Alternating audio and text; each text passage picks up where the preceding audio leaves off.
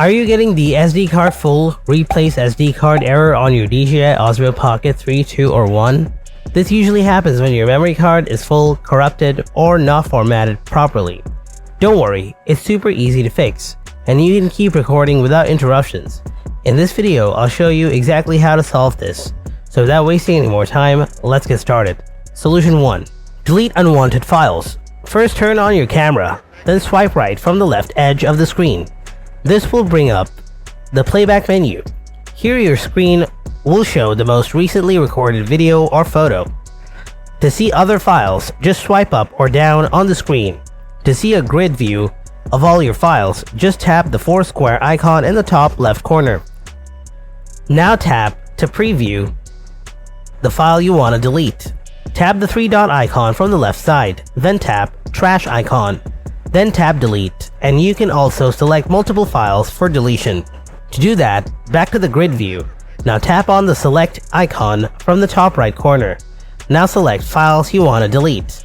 Then tap on the 3 dot icon from the top right corner. Then tap the trash icon. Then tap delete. Solution 2. Format the SD card. Turn on the camera. Swipe down to bring the menu options. Now tap on the gear icon. Scroll down a little bit, and after that, tap on the format option. Next, swipe to the right as prompted on the screen. Now the camera will begin formatting the card, so do not remove the SD card or power off the device during this process. Once completed, a message will appear indicating that the format was successful.